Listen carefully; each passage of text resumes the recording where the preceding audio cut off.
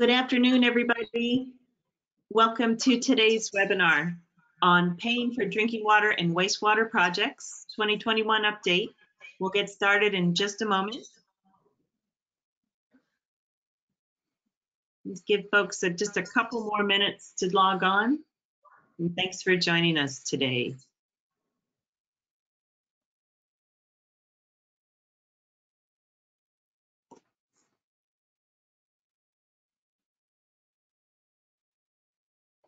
Okay, so hello everybody. Thanks for joining us. On behalf of the New York Water Environment Association, the New York State Association of Counties, New York section of the American Water Works Association, and the Syracuse University Environmental Finance Center, welcome to today's webinar on paying for drinking water and wastewater projects, the 2021 update. In this 120-minute webinar, experts from 6 states and federal agencies focus on the latest available water infrastructure funding and financing programs. We'll begin today with presentations from state and federal agency representatives, and we'll conclude with a facilitated discussion with your questions as time allows. So my name's Meredith Perot. I'm with the Syracuse University Environmental Finance Center. Our team enhances the managerial and financial capacity of regional and local governments, nonprofit organizations, and local residents to improve environmental infrastructure, services, and quality of life. Our partnership with our co-hosts for this webinar series is supported under a grant by the Rural Utility Service housed in the United States Department of Agriculture. I want to say a little bit about our co-host organizations today. Thanks to our partners for helping us host this webinar and market this webinar with us. The New York Water Environment Association, or NYWEA, serves the best interests of the public by promoting sustainable clean water management through science, education, and training. NYWEA serves over 2,700 members by providing opportunities to expand their knowledge and cultivates a members forum for shaping environmentally sound future. To learn more about NYWEA, please use the contact information shown and visit their website at nywea.org. The New York Association of Counties, or NYSEFC, represents, educates, and advocates for and serves New York's counties and the thousands of elected and appointed county officials who serve the public. To learn more about NYSEFC, use the contact information shown and visit their website at nysec.org. The New York section of the American Water Works Association's mission is to lead the water community to provide sustainable, safe water through the advancement of management, education, science, and technology. And to contact the American Water Works Association, the New York section, visit their website or use their contact information on this slide. And again, thank you to our partners for working with us to host these webinars. During the webinar today, everyone will be kept on mute to ensure audio quality. If you have a question, please type it into the GoToWebinar question dialog box anytime throughout the session. We will be holding all questions for a facilitated discussion at the end of the panel. We'll also post the presentation as well as a video recording on the Syracuse University Environmental Finance Center's website. And you will receive a follow-up email that includes certificates of completion. Registered attendees can receive a certificate of attendance for participating in this webinar. I do want to note, this webinar has not been submitted to licensing agencies for pre-approval of continuing education or training credits. We can, however, send you a certificate attendance if you wanted to apply for credit hours, and you can contact Seth Liebstein at saliebst@syr.edu or see our website at efc.syr.edu, and that follow-up email will have this information as well. Registration's coming soon for our next no-cost webinar, and it will be June 3rd on 2021, USDA Rural Development Update for Engineers and Fiscal Advisor. And that webinar will be from 1 to 2:30 p.m. on June 3rd, and we'll open up registration. You can find that at our website at efc.syr.edu.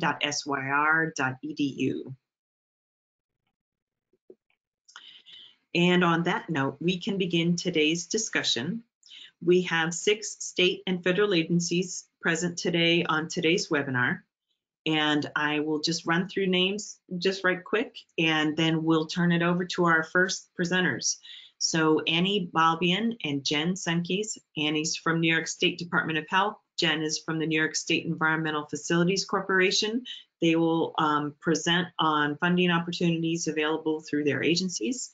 Brenda Smith from U.S. Department of Agriculture, Rural Development. Charlie Fillion from New York State Homes and Community Renewal, Kyle Wilbur, and joined by John Demarest from New York State Department of State are both on the webinar today, and then Lila Mitchell from New York State Department of Environmental Conservation.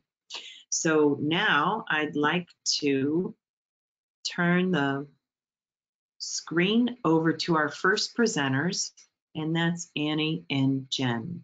So let me do that share.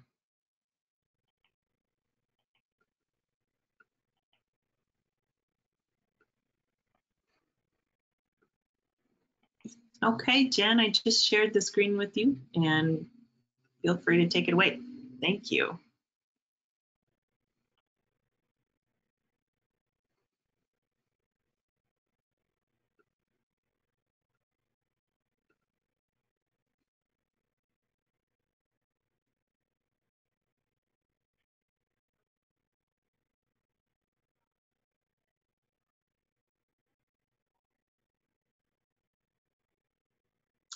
There you go. We can see your screen, Jen. It looks good. Are you able to see it okay? You are muted right now.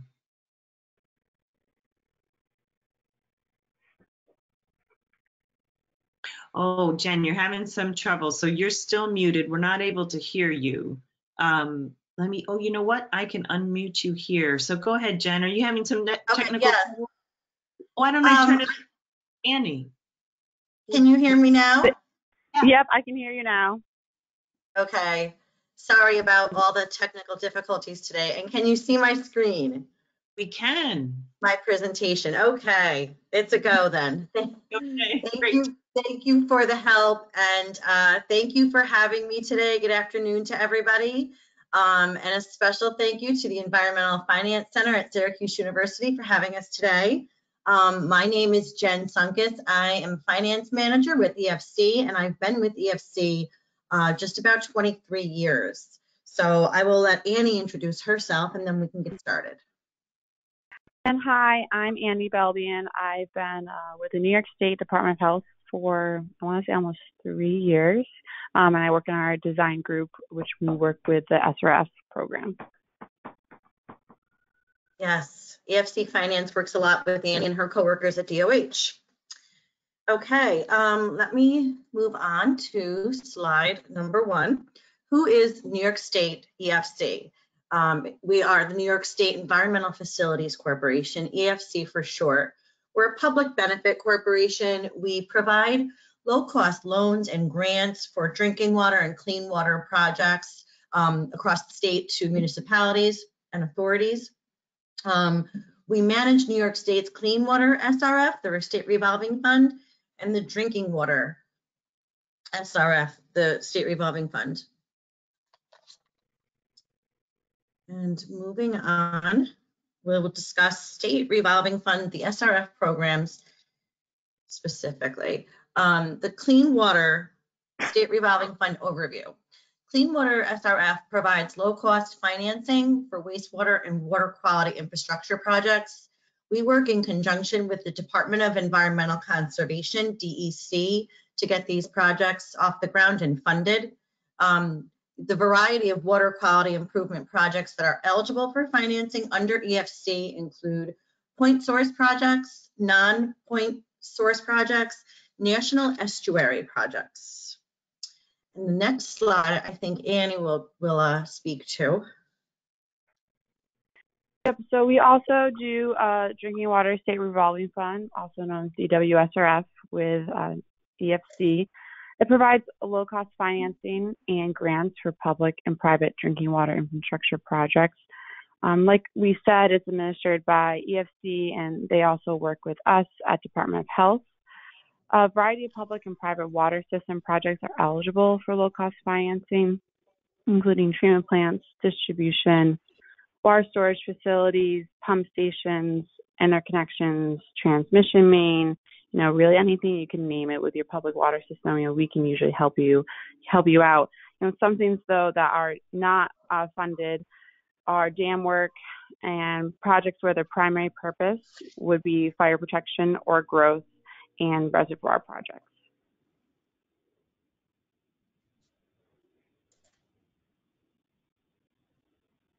I'm all set. Okay. Can you see the next slide? Yep. Sorry, I attended use plan, also known as IUP, describes our SRF program. It lists available funds and identifies the use of those funds each federal fiscal year, effective October 1st to September 30th. There's two different IUPs. There's one for the Clean Water State Revolving Fund and one for the Drinking Water State Revolving Fund.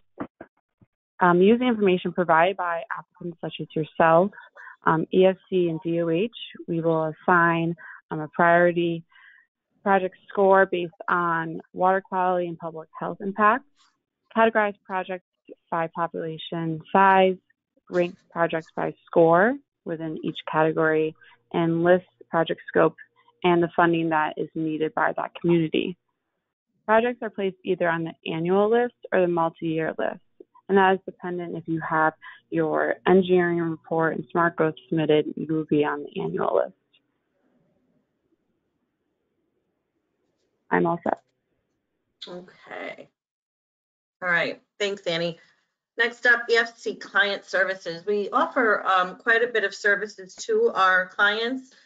We will assist with application questions and any troubleshooting there that's needed. We have a legal team, engineering department, and finance division for expertise there. We will engage in individual project consultations. Our engineering staff does on-site visits for every project we fund, field office visits, public outreach and education, such as this event today. And we work regularly with our other co-funding partners. So we do have information to help you there as well. EFC, our primary goal, I think, is to make sure that these projects remain affordable for all of New York State municipalities and residents. So that's our goal, and this is how we help our municipalities reach that goal. Next up, we will talk about project listing and application.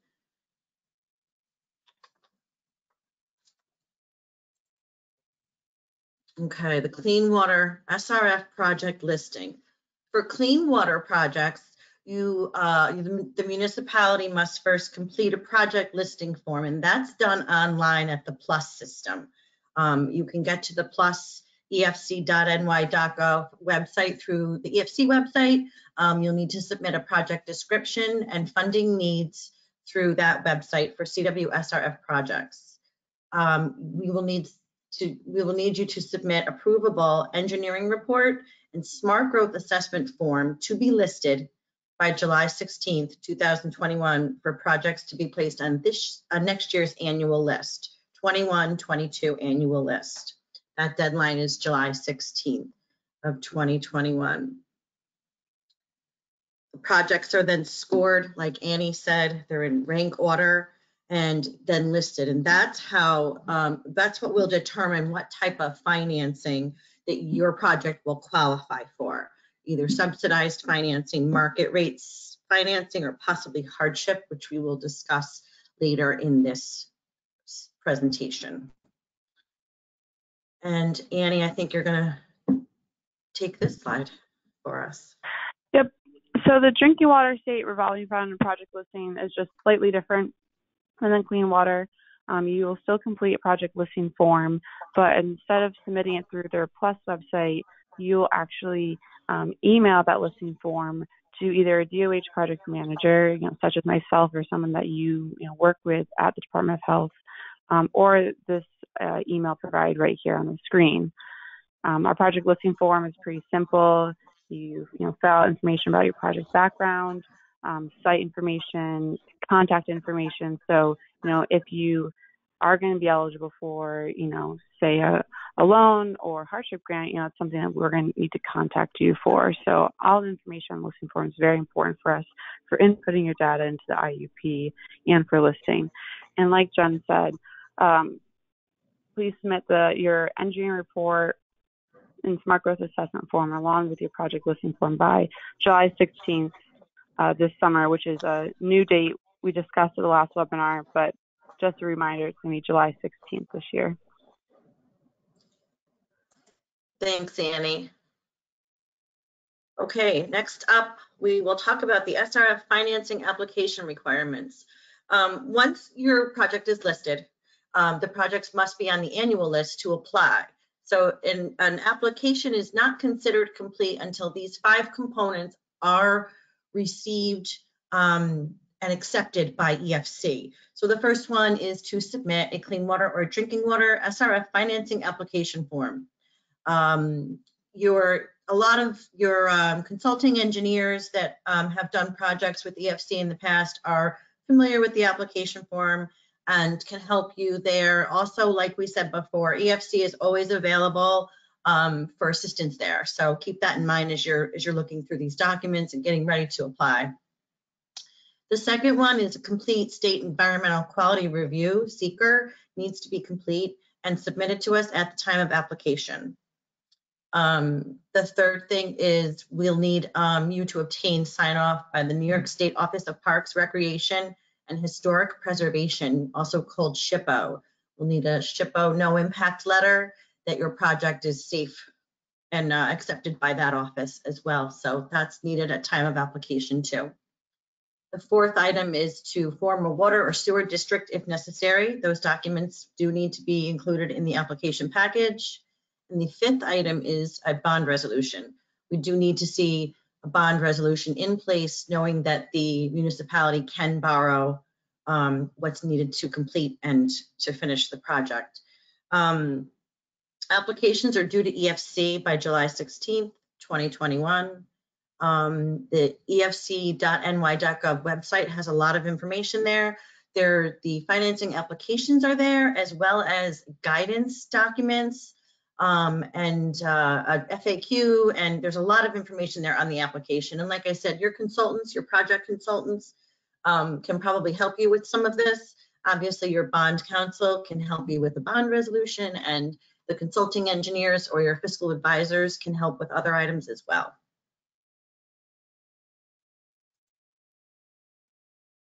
Okay, other SRF program requirements. These are requirements that we like to mention ahead of time because they are program requirements. They need to be met in order to get funding through EFC for the SRF. So the engineering report outline listed on our website, there's an engineering report outline that we ask you to follow. And a lot of times your consulting engineer will be familiar with what EFC requires. We've worked with a lot of the top engineering firms across the state, so a lot of them are familiar. And again, any questions, even if they have questions, they can reach out to our engineering staff to get questions answered and stuff. Davis-Bacon, federal prevailing wage rates. This applies to the entire project. Even if the project is only partially funded by the SRF, the entire project has to meet this requirement. American Iron and Steel, the AIS certificate, the Treatment Works projects only, that is applicable to. And then MWBE, Minority and Women's Business Enterprise Goals, they range between 20 and 30%. And the goals depend on the type of financing that you're going to receive, but they apply to non-construction contracts and service agreements exceeding $25,000. So that would be your engineering, your soft cost, your local counsel, bond counsel agreements. If they exceed $25,000, MWBE goals will apply there. and then construction contracts exceeding $100,000. Any change order to those contracts exceeding the $25,000 threshold. There's more information at the website, and we do have a team of MWBE representatives that you will work with once you apply to EFC. You're assigned a team. You'll get an MWBE rep for your questions on MWBE. An engineer will be assigned to your project, a financial analyst, and an EFC attorney. So you'll get a letter outlining that your application was received. Here are some items we may need, and here's your team with email addresses and phone numbers. So it's easy to, once your application is received, you have questions on the requirements or any of these, the goals, for example, the MWBE goals, you can reach out to your team member, which is identified in your letter, your application receipt letter, we call it. Okay, finance overview. I'll go through some of the loan programs that we have at EFC. We do have a short-term program. It's intended to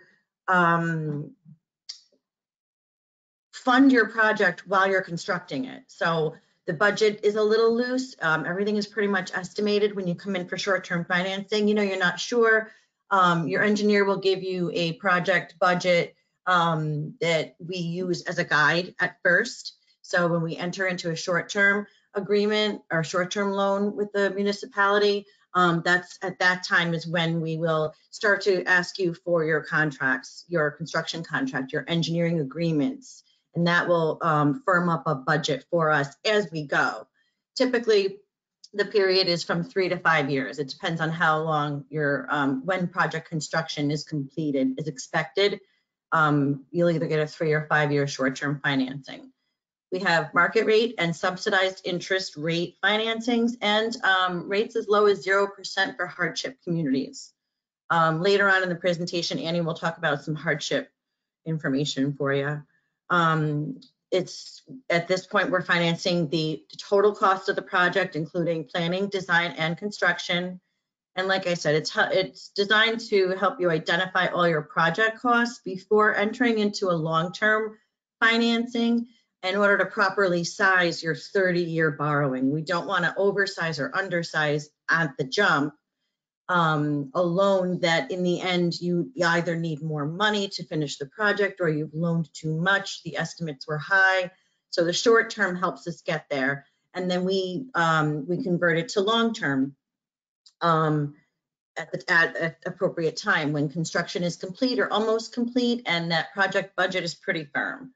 And right now we are doing loans up to 30 years, and that depends on the PPU, the project usefulness, the probable project usefulness of your project has to be 30 years in order for you to loan up to 30 years. So we can get you into the financing that works best for your project and how long it's going to last for you. Okay, next slide is hardship, and I'll turn it over to Annie. Yep, so our hardship program, which Jen has mentioned a few times, is our interest-free loans and grants for economically disadvantaged communities. Not all projects will be able to meet our hardship eligibility criteria. For clean water, that's going to be environmentally significant, or for drinking water, it's going to be a public health priority, which is all based on the scoring that your project will get on our IUP. It's also based on economic need, which is based on your median household income for your community. The project must be ranked, like I just said, above a hardship eligibility line on the annual list on our IUP. It must be privately owned drinking water project, must be regulated by the Public Service Commission, also known as PSC, to be eligible. And new for 2020 is our environmental justice areas. And our environmental justice areas are for projects that do not otherwise qualify for hardship based on MHI or poverty rate criteria. So they will be considered for hardship eligibility if at least 50% of the project cost or project scope serves, protects, or benefits an identified EJ area. And the EJ areas can be looked up on a DEC website if you just Google, New York State DEC EJ areas. Okay, next slide. Okay. So to be eligible for SRF hardship and grants, your population must be less than 300,000 based off of 2017 data, and also your MHI of 2017 must be less than 80% of the regionally adjusted state MHI, or 80% to less than 100% of the regionally adjusted statewide MHI, with family property greater than statewide poverty of 11.3. What you can see below is the areas that are really just for regionally adjusted MHI, which is in the southern area of New York State. Okay, next slide. Thanks, Annie. All right, I'm going to talk about a few grant programs. This one is for clean water SRF projects only. It's the Engineering Planning Grant, also known as the EPG. It's intended to fund the preparation of an engineering report or other planning study costs. The grants range from $30,000 to $100,000. It depends on the size of your project. The estimated budget of the project cost. Local match is required. It's 20% of the grant award. To date, EFC has awarded $18.7 million to 463 projects for EPG grants. And there's a website there. It's the efc.ny.gov/CW planning grants. Lots of information there too if you're interested in looking for an EPG for your project.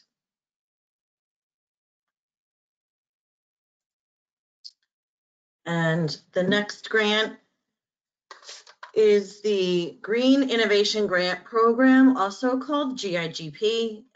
It's expanding to projects that meet EPA's definition of a green project reserve, which is water efficiency, reuse, conserve, or improve water efficiency, energy efficiency, reduce energy consumption, or produce clean energy, and green stormwater infrastructure, which means to maintain and restore natural hydrology by infiltration, evapotranspiration, and harvesting stormwater. Eligible entities are municipalities. For this grant, you must be a state municipality, publicly owned treatment works, POTW, municipalities, private entities, state agencies, soil and water conservation districts. And both of those grants are awarded through the CFA, which is the Consolidated Funding Application. And this slide just gives you an overview of what that, what the actual web page looks like, where you would go to log in, apply, register for a CFA grant. There's lots of information here, and this is how you would apply: log in, register, and apply for grants for your clean water projects. Here's our contact information. Please feel free. At this point, I would say I had business cards to hand out, but no one's here to accept them. So here's my information and Annie's information from DOH. Please take down this information and feel free to reach out to either one of us if you have any questions. Even if there's you've got questions on legal or other engineering problems you're running into, we can point you in the right direction, get you some answers. So there's the information, and I think that's it. Thank you very much for having us today. Yeah, thanks so much, Jen. Oh, that's great. Thank you, Jen and Annie. That's terrific. And now I'd like to turn over to Kyle Wilbur with Department of State. And go ahead and keep typing your questions in, folks. And we will be holding those till the end of the webinar, and we'll be able to ask questions. So you'll be able to get some answers to some of the questions that you're sending in. Keep going ahead and sending them in for us. We appreciate it. Hey, Meredith. Great, Kyle. I Looks, am on my screen. yep, we can see your screen. Do you want to share Okay. your PowerPoint? Yeah. Okay. Yep, we see it. That's great. Yeah, All good? perfect. Thank you. Yep, it looks good. Thanks, Kyle. Thank you. Yeah, so welcome everybody. I see 122 individuals. I'm not sure if that includes us, but regardless, I think that's a great number. My name is Kyle Wilbur, and I am with the New York State Department of State Division of Local Government Services. Division of Local Government Services provides a variety of opportunities to local governments around New York State for funding, but also maybe even perhaps more important than funding, we have a very valuable technical assistance program that helps local governments, particularly in planning and zoning and other types of local government administrative needs, to help a group that, as we know, is partially volunteer and very highly underpaid in many cases. You know, we're very happy and excited about that role in helping, you know, our local public workforce with their responsibilities day to day. So we have a number of programs, like I said, none anywhere near as large as EFC and DOH, but great nonetheless. The first one is our local government efficiency program. And I will say too that none of our funding programs are focused entirely on infrastructure, but infrastructure is a piece of the funding pie that we can assist. So LGE, again, is our program that helps local governments incentivize shared services, other efficiency efforts, consolidation of services across all functional areas. This program is an annual program that we have $4 million for. It is part of the consolidated funding application process. And again, really to be eligible, you need to do a couple things. You need to be partnering with another local government, and you need to be considering projects that, again, will provide new opportunities for financial savings that we hope are moved down to property taxpayers, and of course other types of efficiencies in service delivery. We, like I mentioned, we fund a variety of projects, including infrastructure, but also fire district consolidations, code enforcement consolidations. Technology has been a really big area of service for us recently, where counties are providing technology services to smaller towns and villages, really kind of taking that responsibility off their hands, since it's so critical in these times, especially to have good operational security for your technology and a good professional program. But on the infrastructure side, just some examples recently. Studies in Yates County, Herkimer County is undertaking a large project for the deployment of regional water systems. You'll see that Herkimer's on our LGE program, but also receive funding in another area, which we think is great. City of Portland and some surrounding towns are consolidating the administration and management of water metering, smart water metering, that type of thing. Our second program is within the LGE program. It's our Citizens Reorganization and Empowerment Grant. That is you may or may not have heard of that in terms of villages that are considering dissolution, or even towns that are considering consolidation. They can come to us. The program was not open. Neither of these were open last year. They both will be open this year, we hope. But CREG, as we call this program, is a rolling monthly deadline for local governments to be eligible, you must be doing a project that is enabled by statute under General Municipal Law, Article 17A, and that is the statute that deals with the consolidation of local governments. Now that includes villages, towns, special districts like water districts. I'll talk about a project in a minute or so, fire districts, and you can read GML 17A to see what types of entities are eligible. I noticed on my slide here and the previous one, I didn't tell you how much you can apply for. So under LGE, the first program I talked about, projects are capped at $1 million. And even though we only have $4 million, that's 25%, potentially 25% of our funding for a singular project. But for implementation, you can apply for $1 million.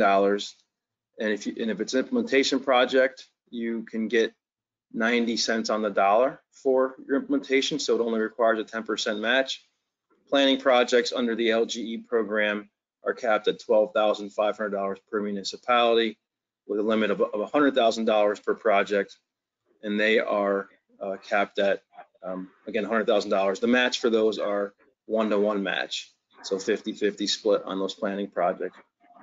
Kyle, yes, Kyle, sorry, if I can just add, on the implementation, it's capped at $1 million total, but it's $200,000 per municipality. Thank you, John. And for those of you who are wondering who the voice from above is, this is my colleague, John Demarest, who is a project manager for the North Country and lives this stuff daily and is a very good resource for you all. So John will be participating in the question and answer section. And then for this CREG program, grants are capped at $100,000 total. You can get $50,000 for planning and then $50,000 for implementation. And the match requirements are fairly similar. Examples of the CREG program. Again, CREG is the grant program that deals with the implementation of GML 17A. On the infrastructure side, we've had some success with local governments who have came to us and said, we have grown significantly in the number of water and wastewater districts that we have across our town, and we want to get a better handle on those. So Tupper Lake, had I think 37 total sewer and water districts. They did a consolidation of those. Not significant savings, but it really has helped the town administratively, and they've also moved forward with, I know, some water upgrades that have all been part of this process. And then you'll see other on a Corning, the project. And so if you're considering district consolidation, you should come to the CREG program again, which is non-competitive, rolling monthly deadlines. And the reason why it's not competitive, because it is limited by what the statute says. So if you can only do a certain number of things under CREG. And again, generally we have about $1 million a year for this program to spend. So we also have 2 economic development focused programs. You'll see these counties. Hopefully you are in one of the green or blue counties listed on this map. We manage 2 federally funded programs, the Appalachian Regional Commission, which is the blue counties, the Northern Border Regional Commission program, which are the green counties.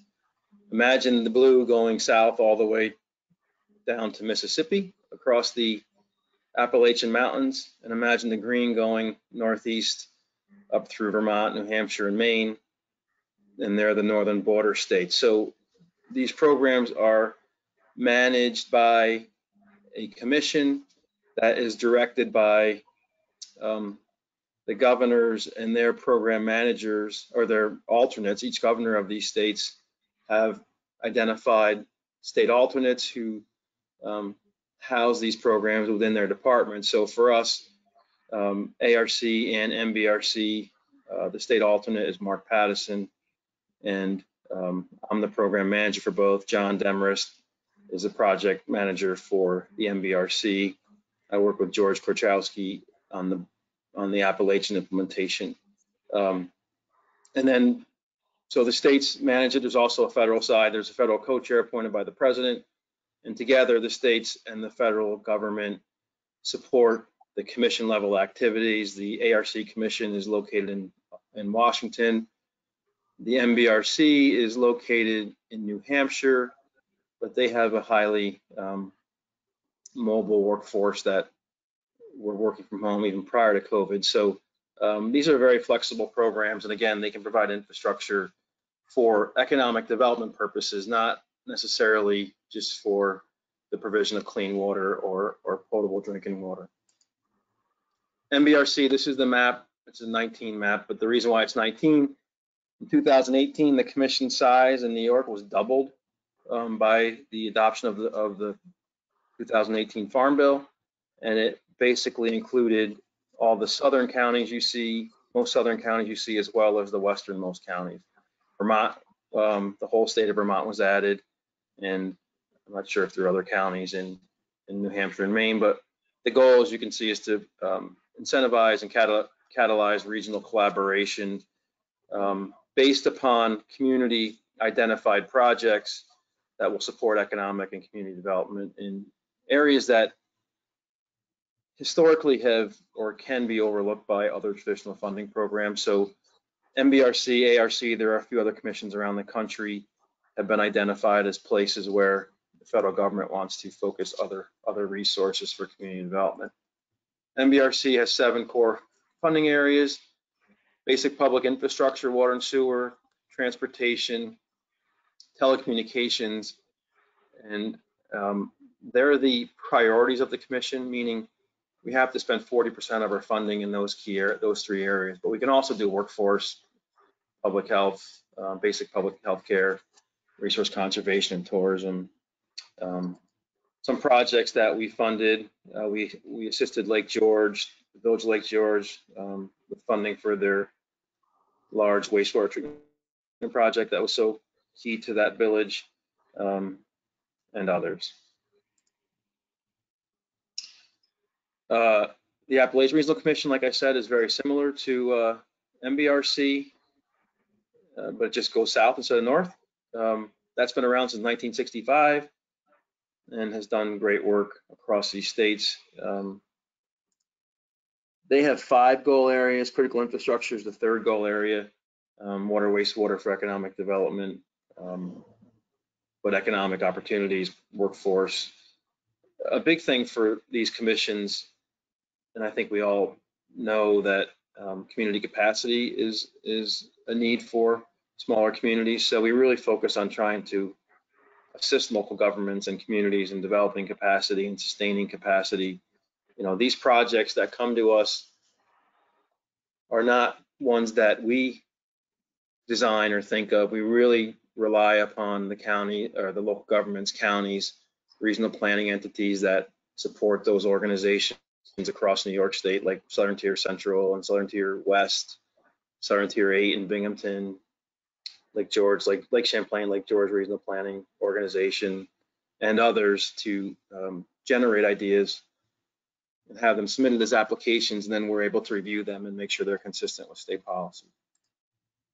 Recent projects for ARC, you'll see Village of Addison, Chemung County is undertaking a planning engineering program for wastewater consolidation. Town of Corning received funding to help with infrastructure extensions to the new hospital, and then for potential reuse of the old hospital in the city of Corning. Village of Hammondsport on Cuba Lake received funding for infrastructure as well. I don't have a long presentation, but that is us. Again, I think we're very important, we're very key, but we're often not the ones that drive the infrastructure funding needs and decisions, but keep us in mind, and John and I will be happy to talk to you about projects going forward. Thank you. Kyle, thank you so much. That was really helpful. That's great. I am going to pull the screen back to me right now, and I wondered, it's Meredith at SU Environmental Finance Center again, and we were going to take a break, but I wanted to do that from 1:50 to 2. And so one thing I'm thinking of doing right now is, Jen and Annie, if you guys are on, I would love to maybe put a couple of questions to you that have come in during your presentation, if that would be something that we could do.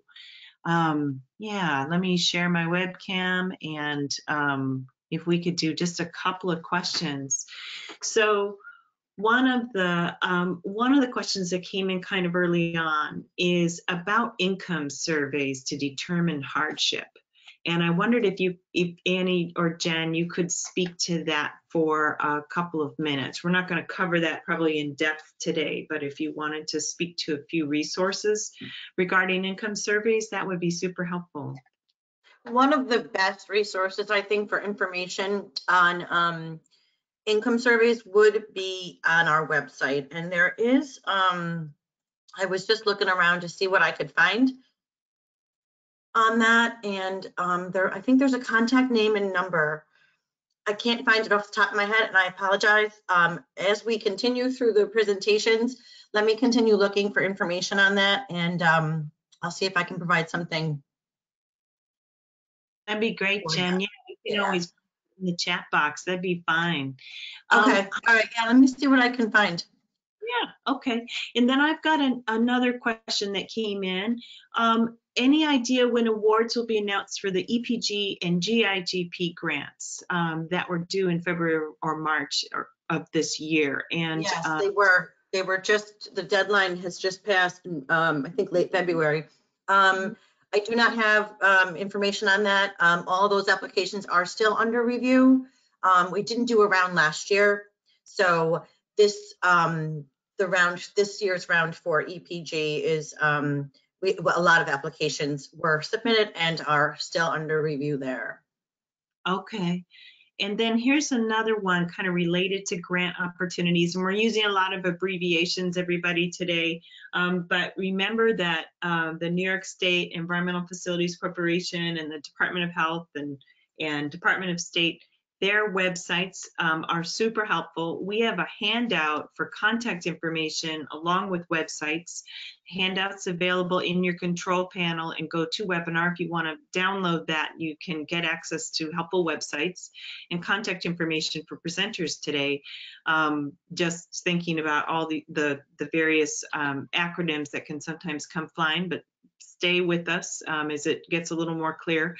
But one of the questions that came in, Jen and Annie, will EFC WIA grants, the WIIA, for drinking projects be offered this year? Do they fall into the July 16th, 2021 deadline? They do not fall into that deadline. As of right now, we are not accepting applications for our WIA grant program. Stay tuned for further information on that. We did not offer the WIA last year. And we were all kind of wondering the same about this year. So while right now I don't have any news on that, if information does become available, it'll be on our website. And usually EFC will do an email blast to any and all borrowers, past, previous borrowers, and consultants. So the news will get out there if we do decide if there is an application timeline for the WIA grants this year. Great, that will open up. Okay, thanks, Jen. And then I think we've got time for one more. This question is, can you apply for reimbursement of eligible activities already completed under the EPG program? I'm not sure on that one either. I know the EPG program, the project has to be on the annual list to be eligible for an EPG. So I would imagine that there is a timeline, time requirements. For example, you know, you're not eligible. I did try to look up information on this one too. Meredith, this is Lila from the DEC. I can help with that answer. If an engineering report is completed, it is not eligible for reimbursement through the EPG program. And I have to say, it's sort of the opposite of what she just said. If a project is on the annual IUP, they are not eligible for an EPG. because Okay. to get on the IUP, you already need to have an engineering report completed. So if it's already completed to get on the annual IUP, then you can't apply for the engineering That makes, planning grant. yes, that makes sense. I was reading quickly as I was trying to research some of this information. So thank you, Lila, for that. However, if if the, depending on when the application period is, and if you've started your report but haven't finished it, it's possible those activities could be eligible to be reimbursed by the EPG, but it cannot be finished to be eligible. Okay, that's EPG, Engineering Planning Grant. Okay, that's Yep. super helpful, Lila, thanks. So this is, again, folks, don't forget, we have a handout available that you can download from your control panel. It's also going to be available on our website, efc.syr.edu, and lists the websites and the presenters for today. So it's great to have. Oh, yeah, jump in. It's Kyle, and if I could just share a plug and a request for help. Yeah. We've been working on you mentioned websites being helpful, and Yeah. sometimes I agree or not agree if ours is helpful or not, but we've been working on ours for a while, and supposedly it's going live tomorrow. So if folks happen to get on it and find they're trapped in some unending link or a link is broken, if they could take my email and share it, that'd be helpful. Thank you. Oh, that's great. You know what? We'll put it in the chat, Kyle, for folks to see. And again, it's also on that handout of contact information. But yeah, we'll put Kyle's email in the chat. And I think that, yeah, to be able to be in touch with folks who are giving the webinar information today is really helpful for all of us.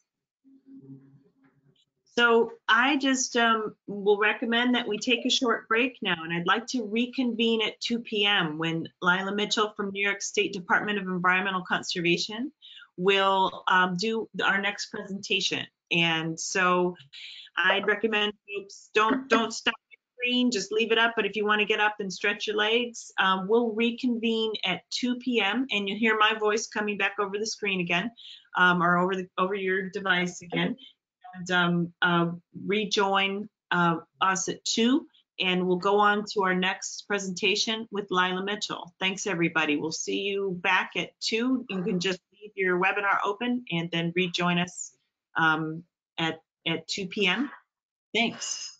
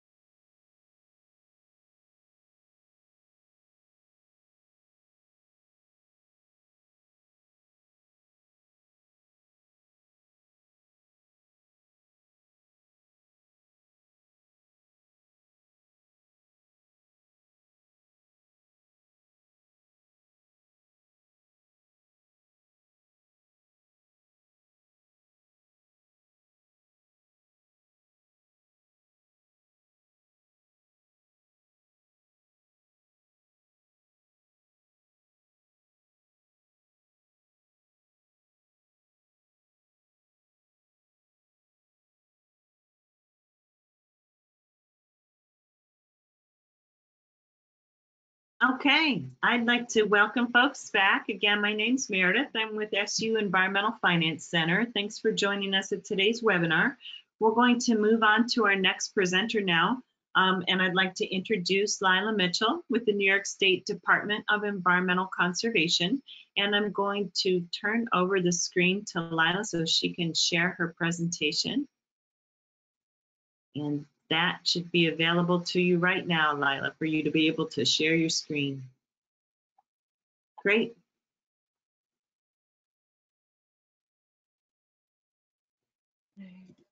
Okay, I'm almost there. Yeah, you got it. Thank you. Take it away, Lila. Thank you. All right, good afternoon, everyone. It's really nice to be at this webinar, talking with you folks about WQIP and being able to pay for infrastructure projects. So the Division of Water at the New York State Department of Environmental Conservation offers two types of grants through the Consolidated funding application.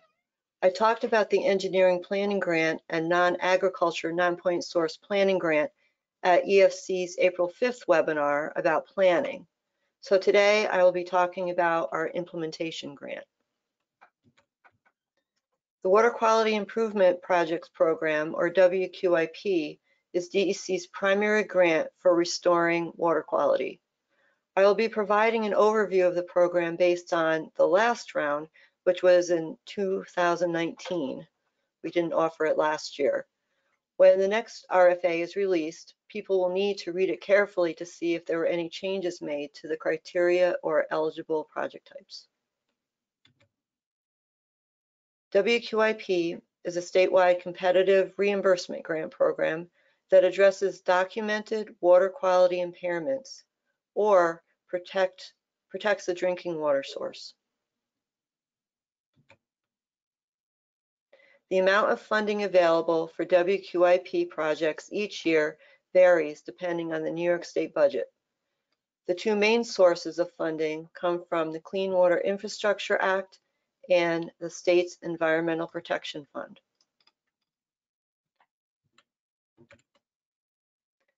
WQIP has three types of eligible applicants: municipalities, which has a broad definition that includes municipal corporations, school districts, and Native American tribes; soil and water conservation districts; and not-for-profits. Note that not-for-profits are only eligible to apply for the source water protection and the aquatic connectivity restoration projects.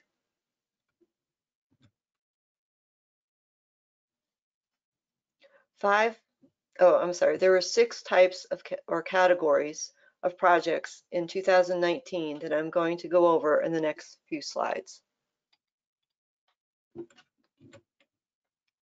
5 high priority types of wastewater treatment projects were identified for the last funding round. Municipalities that do not currently have disinfection at their facility have been, and we expect will remain, a high priority for at least one more round. Other high priorities from the last round were assistance for communities with either or both combined sewer overflows or sanitary sewer overflows, municipalities that need to improve wastewater treatment to meet requirements in a watershed plan, such as a total maximum daily load, 9-element plan, or a DEC HABS action plan.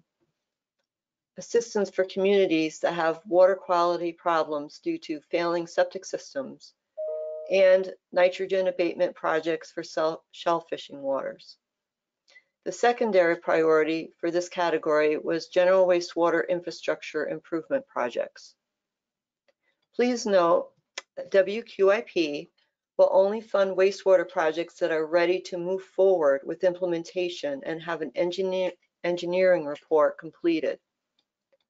Also, I want to highlight the point that for wastewater treatment improvement category, while other grant programs may pay for the engineering and design work, a WQIP grant does not pay for this part of the project. It only reimburses for the actual construction or installation of equipment.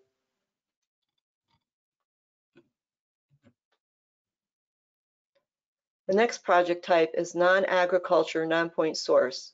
This project type has a 25% local match, and this slide lists the eligible categories. The biggest change in 2019 was the opportunity to apply for non-point source programs, that's the last one listed there, which are specific practices that can be implemented in more than one project location or a defined geographic area.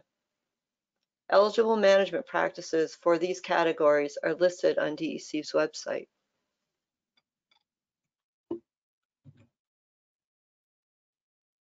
Source water protection through land acquisition has a 25% local match. This project type focuses on land acquisition, either through outright land purchase or easements, to protect public drinking water sources. Municipalities, soil and water conservation districts, and not-for-profits such as land trusts are eligible to apply for the funding. For the past 3 funding rounds, salt storage was highlighted for funding from the Clean Water Infrastructure Act, and we allocated up to $5 million for these projects each round. We expect that this will be the same in the next round.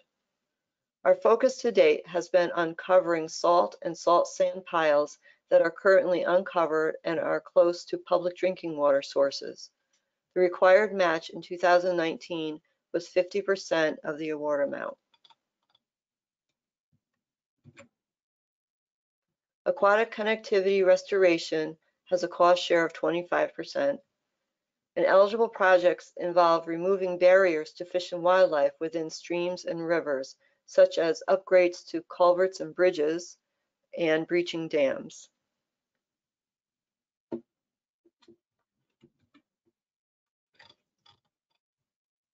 The last WQIP project type is Municipal Separate Storm Sewer Systems, also known as MS4s. In 2019, we continue to offer MS4s the opportunity to apply for funding to conduct comprehensive mapping of their stormwater system. We also funded vacuum trucks for municipalities that were almost or already done with their mapping. All projects that receive a WQIP award will have to complete a contract in the New York State Grants Gateway system. As part of preparing for that process, you should register in the Grants Gateway system when applying for the WQIP grant if you are not registered already. Not-for-profits must also be pre-qualified.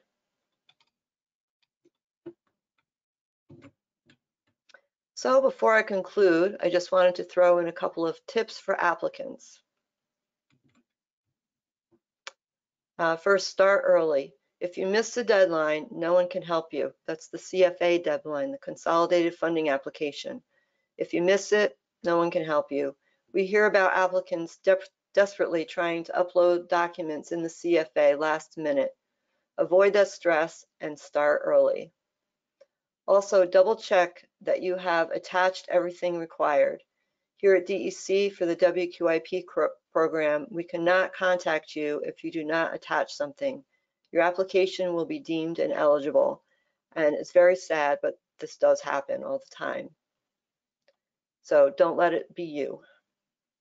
And make the water quality connections in your application. Reviewers can only base their evaluations on the information in the application.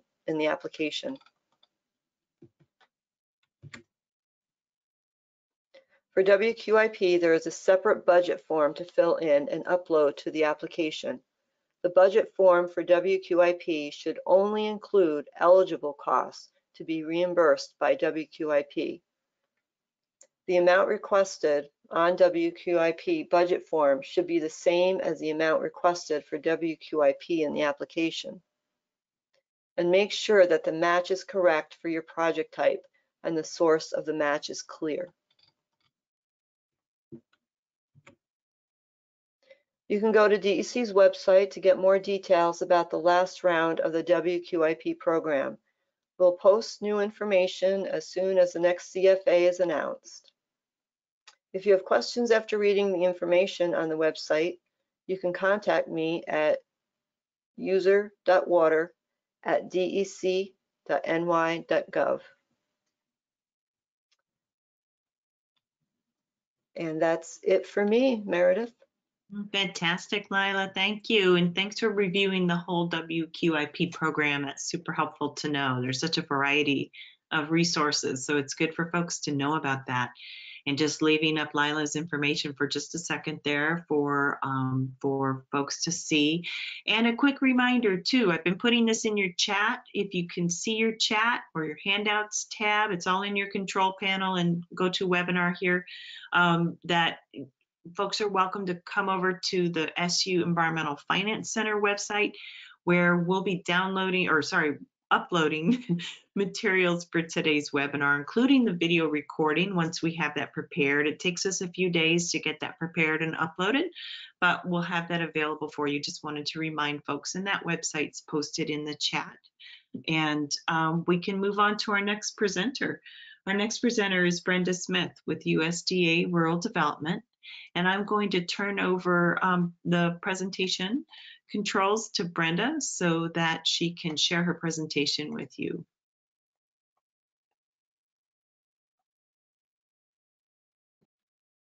Great, that looks good, Brenda. Okay, okay, great. Can you hear me okay?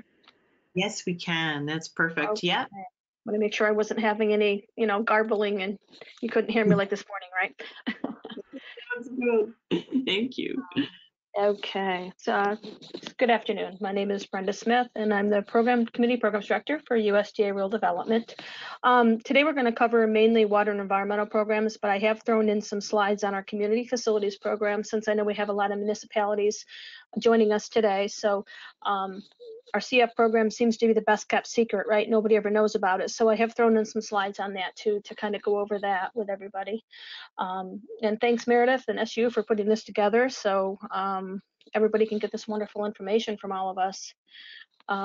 So rural development is one of 7 mission areas under the United States Department of Agriculture. We have more than 40 loan, grant, and technical assistance programs to support economic development in rural communities. We have basically what's the Rural Business Cooperative Service, which focuses on assisting businesses along with energy programs under that. The Rural Housing Service, which covers all of your single family housing purchases, repairs, and along with the community facilities is also under that. And then the Rural Utility Service, which focuses on water and sewer and infrastructure improvements. I always like to tell everybody that rural development can basically build a community from the ground up, whether it starts from businesses to single family housing homes to multifamily housing to community facilities. So water and environmental programs, it includes the constructions, repair, modification, expansions and improvements of drinking water, sewer, solid waste, and stormwater. And we can do anything from treatment to storage to distribution, pumping stations, anything that you would need for a project can be financed under that.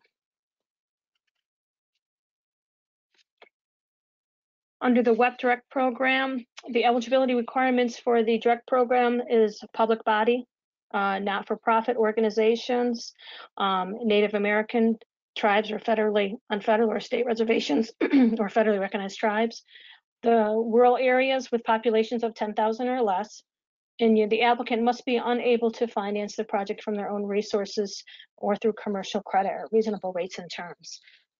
The applicant must have the legal capacity to borrow and repay the loans, pledge the security for the loans, and maintain the facility. And if it is a existing town, district, or a village system facility, then the operation must be sustainable. We do look at your historical income and expenditures, and you have to show that you have sufficient cash flows to pay for your existing operations and any future debt payment that we might be looking to provide for a loan. For loan terms, we base it upon the local finance law, which is 40 years, useful life for 40 years, based upon local finance law. We allow 2-year construction period. So we do the long-term financing on a 38-year long-term financing. You're out on interim financing or bans for 2 years during the construction period. You are responsible for the interim construction. loan or the band financing, we come in at the end and we pay off the interim financing, and then we close on our long term. A lot of projects do use the short-term, the SRF short-term financing as part of their interim construction financing, and that is allowable. Or if you have a local lender that you work with. After the loan funds are dispersed using the interim financing, RD closes on the long-term financing, and then we provide the financing to you to retire your interim financing or your construction loan. Funds are dispersed in the following order, just to kind of give you an idea. Any applicant contribution, any other funding sources, RD loan funds, and then RD grant funds if you received a grant from rural development. Currently, the interest rates right now, poverty rate is 1.375.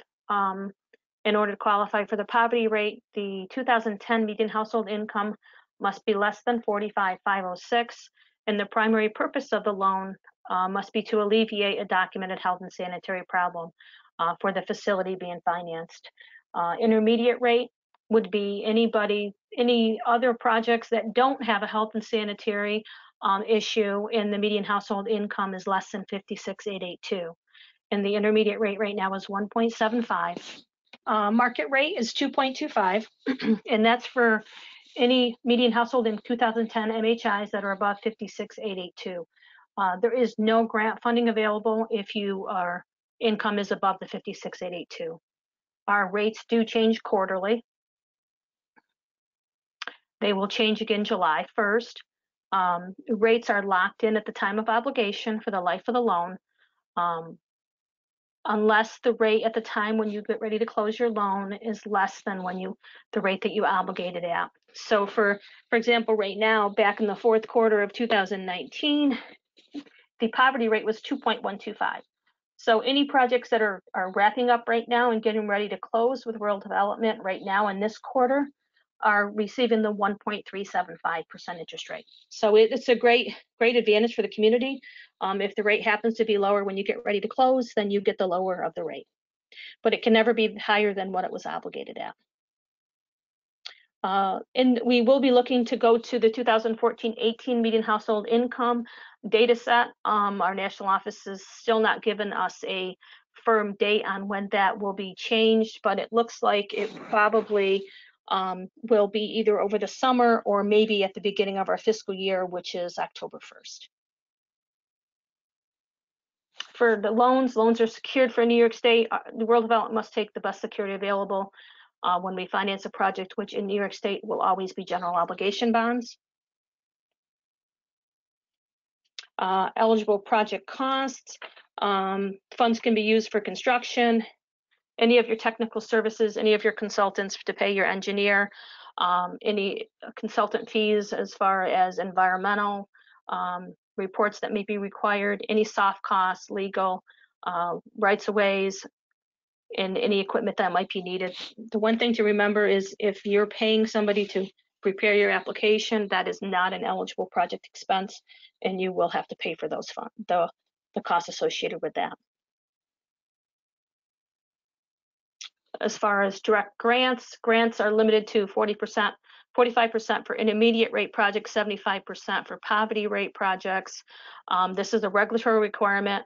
It can't be exceeded. However, in most cases, we can't touch a 75% grant. Very rarely will that happen. We're lucky if we can get 45% just because of the funding availability within the program itself, because we do have limited funding. We got about $11 million in grant funding this year for 2021, and those funds are gone as of right now. Grants are provided to try and reduce the user costs to reasonable levels. We compare them to what we call similar systems, and we also have national office guidance on affordability. Our national office has basically put out guidance that says, as far as grant funds, you need to pay a minimum of 1.5% to receive grant funds, and if your project is more than 2.5% of your median household income, then they consider that not to be affordable. So they have put out guidance just this year to provide information on affordability for communities. I typically tell all of the communities that they can plan to pay somewhere between 1.5 to 2% of the median household income. Some of the higher projects, when you get into $10 million, $15 million projects, their cost, the user cost may be up as high as 2.5%. Emergency Community Water Assistance Grants, or what we call ECWAG. These are grants that are available to applicants to recover from an emergency that threatened the safe water and reliable drinking water.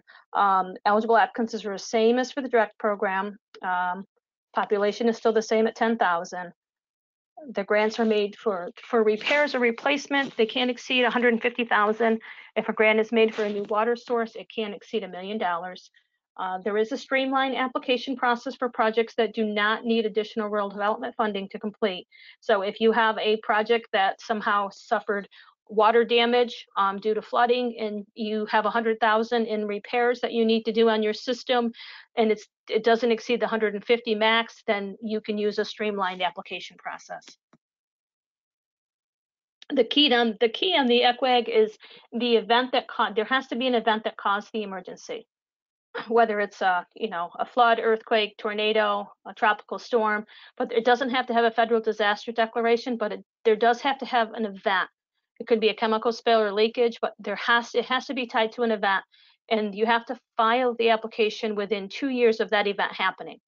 So it's very important to keep those into that into consideration. And if we do obligate a project for an ECWAG, the funds have to be spent within 2 years of obligation.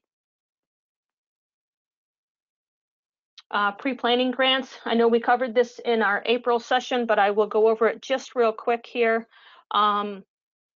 These are grants to help you with your engineering, technical assistance for your application for rural development, because when you file the application to rural development, you need to have the PER and ER completed. So we have what's called the pre-development planning grant, or the PPG, and we have a special evaluation assistance for rural communities, which is a search grant. That's so much easier to say, isn't it? The difference between the search grant and the PPG grant program basically is population. The PPG program is for 10,000 or less. The search program is for 2,500 or less. Still the same entities. MHI is still the same, 45,506. The maximum grant under PPG is 30,000 or 75% of the cost. The maximum grant under the search grant is 30,000 or 100%. So the search grant is potentially 100% financing if the cost for your PER and ER, whatever you're looking for funding for, is 30,000 or less. The thing to remember on the pre-planning grants is, as was discussed earlier, you can't, this cannot be for work already done. So you can't already have a PER, you can't have it already done and then come to us and ask for reimbursement. So the PER or ER cannot be completed prior to you submitting that application to rural development. And another thing to keep in mind too is you have to show that you do not have funds available through your general fund if you're a village, or through your enterprise fund if you're a town. So if you have a lot of money sitting there that's not used, that there's no uses for, then we're going to take a look at that and make sure you don't have that money sitting there, or we're going to say that you can afford to do the project on your own. So you have to definitely show that you don't have the funding through your own resources. All applications are submitted through RD Apply. We have the online application system. It's available 24/7. Less paper. So if any of you remember, I think we used to ask for like 6 copies of your PER. So we're saving a few trees by going paperless with this. The supervisor, the mayor, and whoever is going to be inputting the application will have to have a level 2 e-authentication ID, and there is roles that have to be assigned to the individuals that will be working on the application. The only person that can submit the application is the mayor or the supervisor. Documents required for an online application is your preliminary engineering report, your environmental report, a notice of intent to file an application, which is basically your newspaper advertisement along with the affidavit of publication. We need the 3 most current annual financial statements, or the two that you submit to the comptroller, because the comptroller's report has 2 years financials on each one, so that would cover the 3-year period. And if you have a health and sanitary issue, that's present in the system, we would need your DOH or DEC documentation. One thing I will point out is make sure that the information that your consultant is putting into RD Apply or that you are putting into RD Apply agrees with the information in your PER, because your application will be returned if the figures don't match. We get a lot applications submitted a lot that don't have the same O&M costs, they don't have the same project cost. So make sure your costs agree when you're filling out your application. And I'm almost out of time, but I will do this real quick. Community facilities, we can do anything that you need for your community, we can finance, whether it's healthcare, whether it's libraries, whether it's town halls, whether it's salt storage sheds, like Lila was just talking, whether it's a highway garage, you need a new police station, fire station, if you need a snowplow, if you need a fire truck, if you need a police car, if you need a snowplow. Anything that you can think of, roads, bridges, streets, we can do all of that under community facilities. Just quick, it's same thing, same eligibility requirements. The difference with this one is the physical location. It must be in an area that's 20,000 or less. So the population on the CF program that we administer is 20,000. Same thing, eligible purposes, construction, purchase of vehicles, expansions, renovations, all of your soft costs, all of your construction, technical costs are all going to be eligible costs except application preparation. I'll just list here some of the ineligible purposes. I just included this so you can see this for future reference. Biggest thing is we can't do anything in recreation, nothing recreation, unless it's tied to school education for a school. And I can't do anything that's business related. Typical terms, just a slide here you can look at. A big thing, a current interest rate right now is 2.25%. Again, this changes quarterly, so it will change again July 1st. We also have a guaranteed program, which is available. Your lender would basically apply to rural development. To receive a loan, they would get a loan guarantee. Right now, the loan guarantee is up to 80% potential loss. And the population requirement on the guaranteed program is actually 50,000. So it is a higher population targeted area. Last year, just a little bit of what we did, 87 million in WEP loans, almost 20 million in grants. We did 5 PPGs, 5 search grants. And same thing with CF. Right now in community facilities, we've spent $47 million so far this year on the CF program. So we've had a good year this year. The American Rescue Act of 2020 has provided community facilities with an additional $500 million in grant funds for rural health care. We're still waiting for guidance to come out from our national office on how that's going to be administered and what that's going to cover. So there's going to be more to come on that and those grants that are going to be out there for healthcare. And we have 10 area offices across the state. So anybody that is interested can reach out to one of the offices that's close to you. Or if you're not sure which office to contact, you can contact me. There's my contact information. And that's it, Meredith. Great, Brenda. Thank you. That was great. Good programs available. And I just encourage folks to put their questions in the questions box for us. And we appreciate Brenda, you sharing all that good information with us. And just a reminder, everybody, we'll upload the recording for this webinar to the Syracuse University Environmental Finance Center website. I've been posting that web address in the chat box, but it'll also be in the email that comes out to you automatically after this, after today's webinar. So thanks, Brenda, this was good.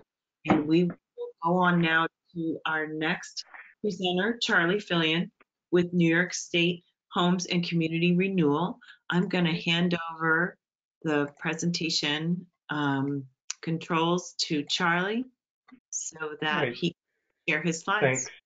Thanks, Meredith. Can you hear me okay? Yes, we sure can. Perfect. And we can. Let me just get started here and switch rule here. Yeah, thanks, Meredith. So, thanks everyone for participating in today's webinar. New York State Homes and Community Renewal, or HCR, consists of all the state's major housing and community renewal agencies, including the Affordable Housing Corporation, the Division of Housing and Community Renewal, Housing Finance Agency, State of New York Mortgage Agency, and the Housing Trust Fund Corporation. It's an office within the Division of Housing and Community Renewal. The OCR, or the Office of Community Renewal, administers the State Community Development Block Grant Program, along with a variety of state and federal resources to empower local governments and not-for-profit organizations to build on the unique and historic character of New York's communities through housing, infrastructure, and job creation activities. CDBG is a federally funded program that provides funding to develop affordable housing, create suitable living environments, and enhance economic opportunities for low and moderate income persons. By low and moderate income, we mean a household that earns less than 80% of the area median income, adjusted for family size as calculated by HUD. Larger cities and urban counties receive direct allocations each year from HUD. The state of New York receives CDBG funds to address needs in the balance of the state not covered by direct entitlement jurisdictions. OCR administers the state CDBG program and suballocates the funding to eligible non-entitlement cities, towns, and villages with a population under 50,000 and counties with an unincorporated population under 200,000. The funds are allocated through an application process that will be described in a bit. Every activity must be an eligible activity permitted by the statute and regulations and meet one of the three national objectives: benefiting low and moderate income families, aiding in the prevention or elimination of slums or blight, or meeting an urgent community development need. The state must ensure that no less than 70% of its CDBG funds are used for activities that benefit low and moderate income persons. For communities claiming the low and mod national objective for an activity, at least 51% of those persons benefiting from the activity must be determined to be low and moderate income, except for certain imminent threat projects. New York State receives CDBG funding with the intent of ensuring that communities throughout the state are viable by providing decent housing and suitable living environments, again, for low and moderate income persons. And again, that at least 70% of the New York State CDBG funds are used for activities that benefit low and moderate income persons. CDBG funding for infrastructure, facility, and planning is provided through a competitive application process. We do also, there's other activities I'll touch on quickly, but funding for economic development, small business assistance, and beginning with in 2021, microenterprise is provided through an open round application process. What is the user-defined area of need? This is the target area or benefit area of beneficiaries. For example, the defined area of need for infrastructure would be the residents that will benefit from water system improvements. For all ED or economic development-based activities, defined area of need is jobs and who the jobs are made available to and taken by. Now, CDBG funds are awarded on a 2-year time frame from award to completion, with 14 months for community planning. Allowable costs will vary based on the activity type. Please note that there is no separate cost allowance for community planning if that's the activity that you're applying for. The line item in the budget is simply going to be planning.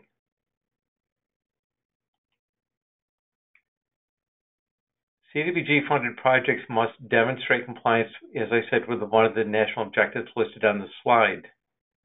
LMA, or low and moderate income area benefits. These are activities that benefit an entire community, are considered to have, again, the area-wide benefit, and the service area is the entire community, excluding social service residences. Activities that benefit a smaller or targeted group only benefit a designated area of a community. An income survey may need to be undertaken. Based on this, for area benefit activities such as public infrastructure projects, income survey data may be used to demonstrate that 51% of the area is low and moderate income and to help demonstrate the need for the proposed activity. In certain cases, the most recent census data can be used to determine and provide evidence of compliance with the LMI area national objective. If it is believed that the data does not accurately reflect the current economic condition of the area, the applicant may conduct an income survey. For more information on conducting income surveys, please reference the 21 CDBG request for applications when it becomes available. There's also LMC. This is limited clientele. Activities in this category provide benefits to a specific group. This can often be used to meet a national objective for public facility projects, for example, such as senior centers. Then LMJ is for the economic development, small business, and micro enterprise activities. 51% of the jobs created must be taken by low and moderate income persons. So how does CDBG work? This is a federally funded program that provides funding to develop affordable housing, create suitable living environments, and enhance economic opportunities for low and moderate income persons. Again, larger cities receive their direct allocation. They are determined to be entitlement jurisdictions. We administer the state for the non-entitlement areas of the state. And again, each activity must be an eligible activity permitted by statute and meet one of the national objectives.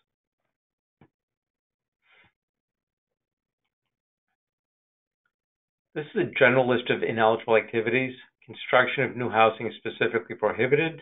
However, activities in support of construction of new housing, such as water, sewer, utility improvements, are eligible. Examples of projects that do not meet national objectives would be when the group or proposed beneficiaries are less than 51% of the area. When in doubt, do not proceed. Reach out to OCR to determine if the project is eligible or not. CDBG can fund a wide range of activities to benefit lower and moderate income households and communities. These are some of the most common activities. This is a broad range of eligible activities, and I'm going to focus primarily today on the public water and public sewer components of the program. In general, public projects fall into two categories: public infrastructure and public facilities. Public infrastructure activities include, but are not limited to, water source development, water treatment, storage, distribution, sanitary sewage collection, and treatment. Public infrastructure may also include publicly owned utilities, and that may require consultation with OCR. Eligible projects may include the repair or replacement of existing systems, construction of new systems in developed areas, or expansion of existing into areas previously unserved. Just an example of a project. This was recently completed. This was the town of Martinsburg in Lewis County. It was a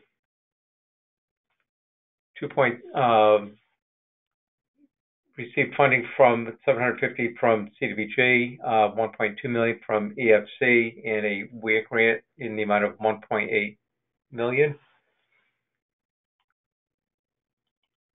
And another project was the Village of South Corning. This is also just wrapping up right now. Again, approximately $2.4 million project. There's about $1 million CDBG and $1 million from DEC WQIP and $335,000 in local funds.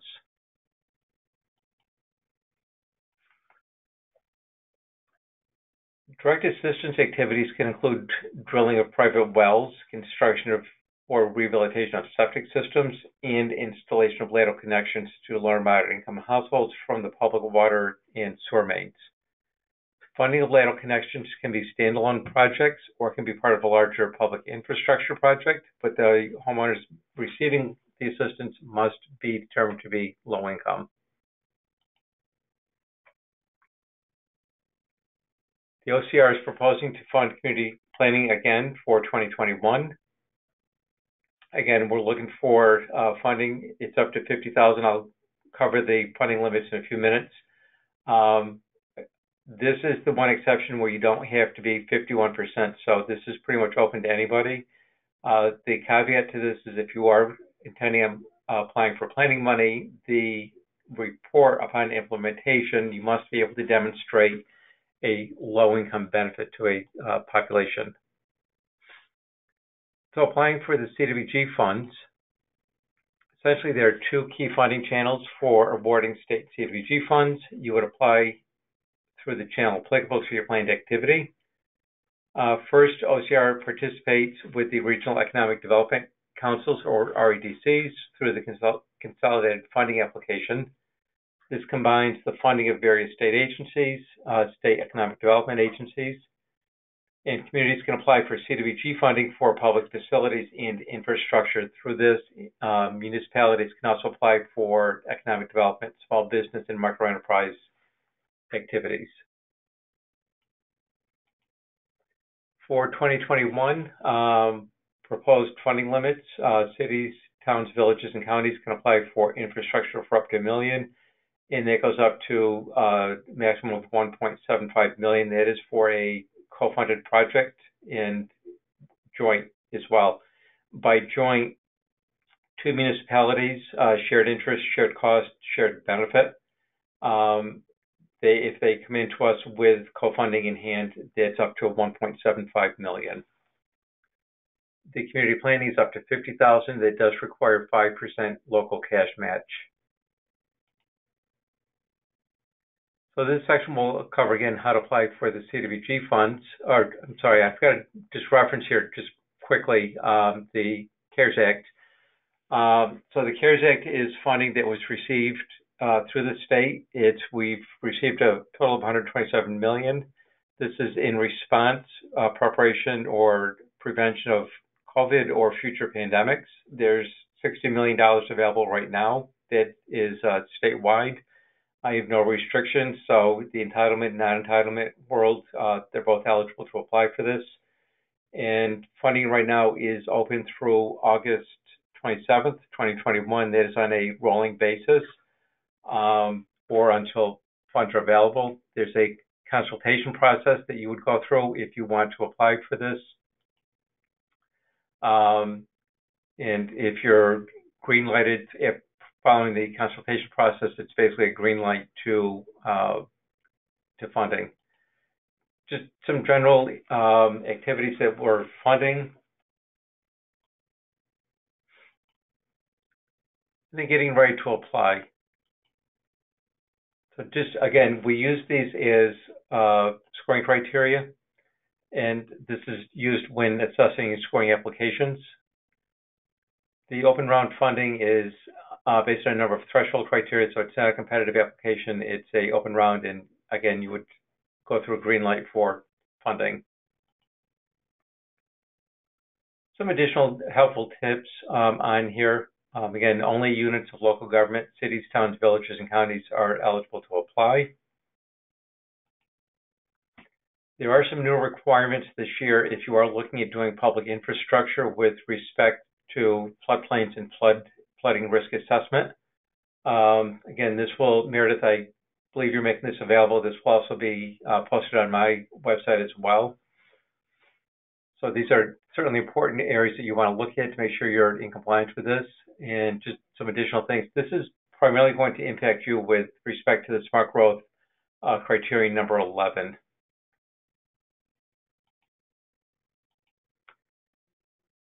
Common deficiencies, biggest issue that we have on an annual basis is you are required to hold a public hearing to apply for CDBG funds. And we have to follow New York State citizen participation law. And typically what we see is there's a day or two short from the notice to the actual hearing date. And if that happens, there's no waiver, there's no exceptions. The application was deemed ineligible. This is posted on our website. It's under our application information. It's basically a one-pager. It helps to explain the public hearing process. Again, having previously been on the private side before coming to the state, I know it's involved in putting these applications together. And again, this is the single biggest stumbling block that we see is the hearings not being held correctly.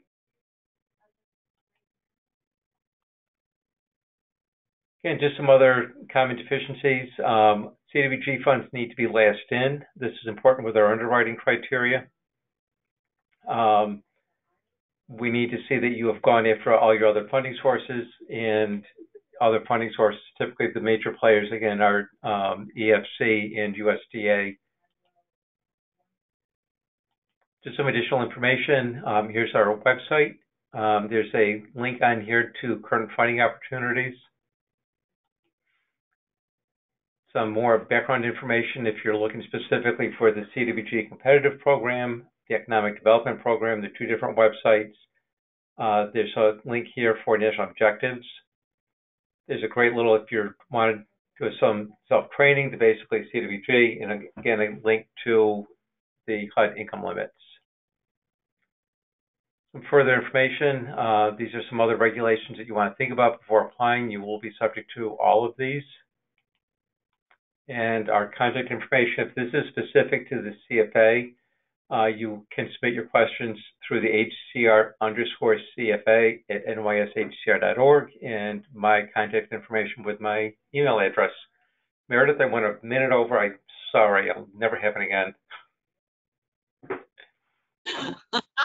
Charlie, I don't believe you for some reason. I don't know why. Thank you. That was a great presentation. Yes. Thanks a lot, Charlie Fillion. And I am going to pull back the presentation mode and just put everyone's names up for us to share, and I hope everyone can see that okay. And I'm just encouraging folks to add questions to the questions tab. I've got a quick one for Brenda. I know that you typed in an answer in the chat box for us, which I think we've shared out, but just a quick question. Well, it doesn't have to be quick. Is the community facilities funding, this year we're talking about USDA rural development. Oh yeah, let me get my camera going again here. Is the community facilities funding loan funding, or is there also grant funding? Yeah, there is, community facilities does have a very small grant component. Our allocation this year is about $700,000. So as you can see, the WEP program gets about 11 million. The CF program gets about 700,000. So we got 61 million in loan money this year for our CF loan program, and about 700,000 in grant money. So you can see it's a very small, limited grant. We typically will try to put the grant funds into vehicles and equipment, because that's where you're going to get the most bang for your buck. It doesn't make any sense for me to put $50,000 into $1 million, building, because it's not going to affect your payment whatsoever. But if I can put $50,000 into a, $150,000 vehicle or fire truck, then obviously that's gonna help you with your payment and repayment of the loan. So we try to put those into vehicles and equipment where we can make the most. If anybody on this call is from Tioga County, Sullivan County, or the town of Warsing, we also have what's called a REAP zone, and that additional 150,000 in grant money is also available for just those two communities. So if you're from that area, then there is a special pot of money that I can tap into, and there's about $150,000 in grant money in that category. So small grants, smaller projects. Okay, makes a ton of sense. Yeah, thank you, Brenda. And we've got another question coming in. Is relief/funding available for construction projects that have had delays or cost increases due to COVID? Was that for me, do you think, or all of us? I mean, we do have cost overrun funding available, but it's limited right now because we have used so much money this year already for New York for WEP, for water and waste. Community facilities, I still have quite a bit of loan money available. I do have some grant money available, but again, we don't typically put that into construction projects. But on the website, anything that we get going forward on the website, it will be going to National Office for National Reserve Funds at this point. Okay, great. Oh, sure, that makes sense. And I just would say to our other presenters, if there's any comments on whether or not there's funding available for delayed or cost increases, delayed projects or cost increases due to COVID. Yeah, Meredith. Yeah. There are certain instances under the CDBG, more to my public facility side of the program, that if it can be demonstrated it's a direct result of COVID, we may be able to provide some additional funding. Okay. It's limited. Okay, good. All right, thanks, Charlie. That's good, some good insight there. And just adding to that question, I see the questioner also said for delays, is there additional engineering and site rep time that has to be covered? And I'm not sure if we can answer that one right now, but yeah, why don't we go on to the next one? This question is, did I hear that there was money out there to help with a street sweeper? If so, please mention what program that was through, and thank you. Yes, we can do street sweepers, garbage trucks, snow plows, any type of highway vehicle you need, dump trucks, anything that you need for your highway department or your community yep, we can do them all. We've done them in the past. Yep. Okay. This is Lila at DEC. Our WQIP program also funds some vacuum trucks.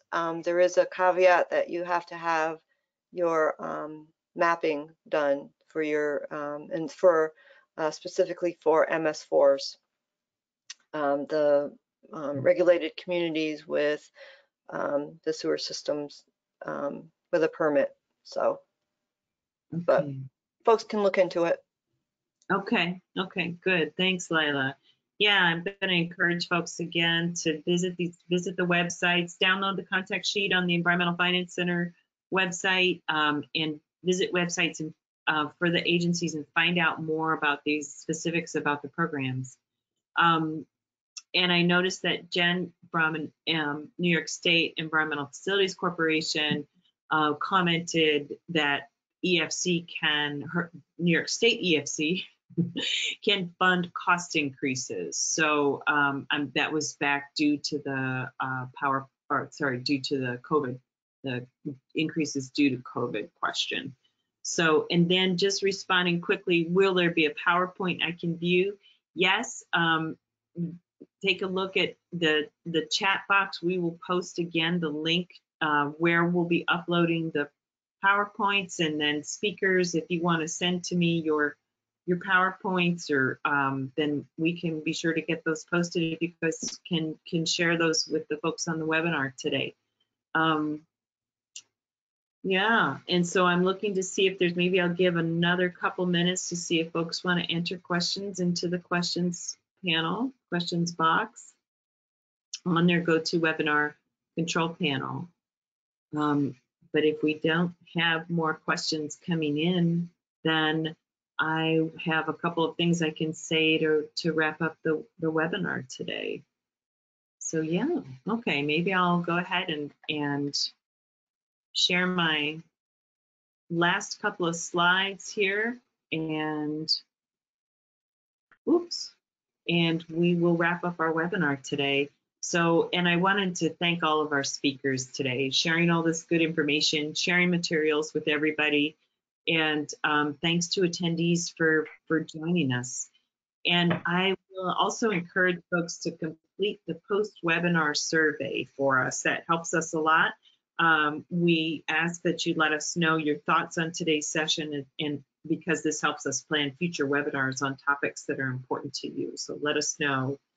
And as I noted before, in addition, you'll receive a follow-up email after this webinar, which will include the link to the evaluation survey and links to resources related to today's discussion. And yeah, we do really want to hear from you with our survey. I've also posted the web link right here on the slide that you can see that has the materials from, will have the materials from today's webinar posted in the next couple of days, including a video recording so that you can go over this information. It's a lot, but it's also really good and good to know the kinds of funding that's available out there. So unless if there's any speakers, if you have any additional thoughts or comments, otherwise we'll go ahead and wrap up today's webinar. So just a last check-in with our with our speakers today.